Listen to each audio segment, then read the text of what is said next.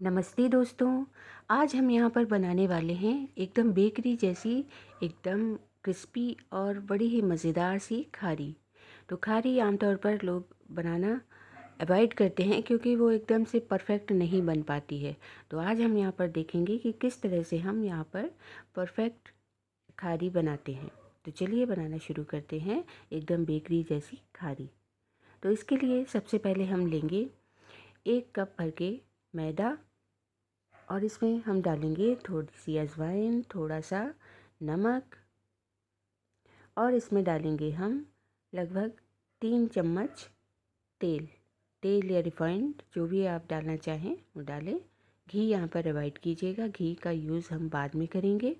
तो यहाँ पर सबसे पहले हम इसको तेल में मिक्स करके इसको मोइन लगा के और फिर इसको एकदम सॉफ्ट सा डो इसका तैयार कर लेते हैं इस तरह से। अब इसको हम 10 मिनट के लिए रेस्ट करने के लिए रख देंगे। हल्का सा तेल लगा के फिर कवर करके रख देते हैं। अब इसके लिए हम लेंगे एक बाउल में 2 चम्मच अरारोट और फिर उसमें हम डालेंगे देसी घी लगभग 3 से 4 चम्मच, मतलब जितने में ये बढ़िया सा ये इस तरह की कंसिस्टेंसी इसकी हो जाए उतना घी हमें इसमें डालना है, बहुत ज़्यादा नहीं। तो देसी घी डाल के हमने ये बना लिया है अरारोट और देसी घी का। आप देखते हैं कि ये हमारा डो जो है वो एकदम परफेक्ट बन के तैयार हो गया है, रेस्ट मिल चुका है इसको। अब इसको हम इस तरह से 4 भागों में डिवाइड कर लेते हैं। अब इसको फिर एक के ऊपर एक रख के इस तरह से हम इसको फिर थोड़ा सा बेल लेंगे बेलन की हेल्प से इस तरह से, और फिर इसके हम 4 भाग कर लेंगे। अब यहाँ पर हमें वापस से कुछ नहीं करना है, बस इसको अलग अलग करके अब एक पार्ट की हम लोई बना लेंगे इस तरह से और उसको हम इस तरह से बेलेंगे। इसकी एक बड़ी सी पूड़ी या रोटी जो भी कह लें वो हमें बनानी है। बहुत पतली रोटी हमको बनानी है इसकी इस तरह से। देखिए एकदम पतली है, ट्रांसपेरेंट सी होने लगी है। अब इसी तरह से हम सारी की सारी रोटियां बना लेंगे, यानी जो 4 पार्ट हमने किए थे 4 पार्टों के चारों पार्ट हम इस तरह से बेल के रोटी बना लेंगे। तो दूसरी रोटी भी हम बना लेंगे।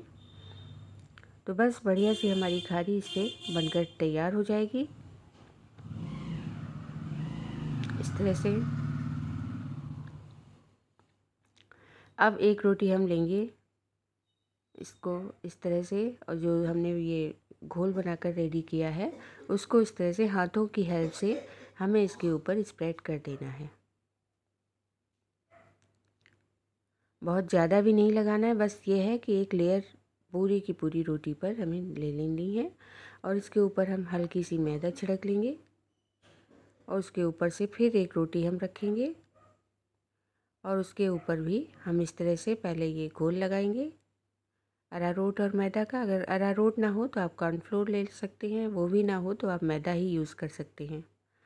तो इस तरह से एक बार फोल्ड करके फिर हमें इस पे लगाना है और फिर दूसरी साइड से भी फोल्ड करके उसके ऊपर भी लगा देना है। अब इसके ऊपर फिर से हम थोड़ी सी मैदा डस्ट कर देंगे और फिर इस तरह से फोल्ड कर देंगे। अब यहाँ पर हमें नहीं लगाना है, बस इसको साइड में रख देते हैं और फिर जो बाकी बची 2 रोटियां हैं उनके ऊपर भी हम इसी तरह से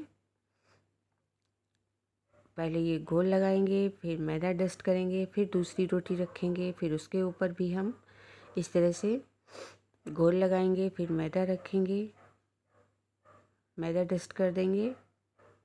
हल्की हल्की ही डस्ट कीजिएगा, ज़्यादा नहीं, ये इस पर कुछ ज़्यादा हो गई है।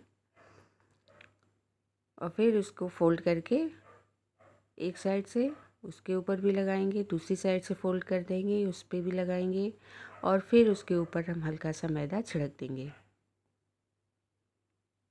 इस तरह से। अब इसको हम दोनों साइड से भी फोल्ड कर देंगे और इसको हम इसके ऊपर इस तरह से रख देंगे। अब ये 2 लोई हैं, दोनों को हम 10 मिनट के लिए फ्रिज में रख देंगे। तो देखिए 10 मिनट के बाद ये अच्छी तरह से सेट हो गई है। अब इसको हम हल्का सा मोटा बेल लेंगे इस तरह से। अब इसको हम शेप दे देंगे, शेप में कट कर लेंगे जैसी कि खारी की शेप आप देना चाहें, ज़्यादा लंबी रखना चाहें तो लंबी रखें, नहीं तो इस तरह से आप बना लें। तो हमारी ये सारी खारी कट हो चुकी हैं। अब चलते हैं हम पैन की तरफ। तो पैन एकदम लो मीडियम गैस पे हमने ये तेल रखा है और एकदम हल्का गरम है, बिल्कुल भी तेज़ नहीं करना है। पहले हमने थोड़ा सा ये डाल के देख लिया, फिर ये धीरे धीरे से ये सारी के सारे पीसेस अपने आप ऊपर आएंगे।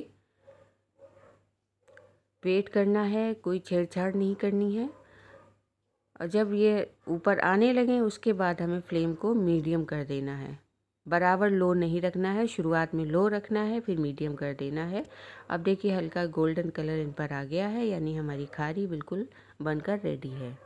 तो इस तरह से बड़ी ही आसानी से हमारी ये सारी की सारी खारी तैयार हो गई है। और अगर आपको मेरी ये रेसिपी पसंद आए तो प्लीज़ मेरे चैनल को लाइक और सब्सक्राइब करना ना भूलिएगा और घर पर बड़ी ही आसानी से ये खारी बनाइएगा। तो एक तोड़कर भी हम देखते हैं। देखिए कितनी क्रिस्पी है, बहुत ज़्यादा, और खाने में भी बड़ी टेस्टी है। वो बिल्कुल तेल आपको महसूस नहीं होगा। आप आराम से ये खारी बनाइए और खाइए।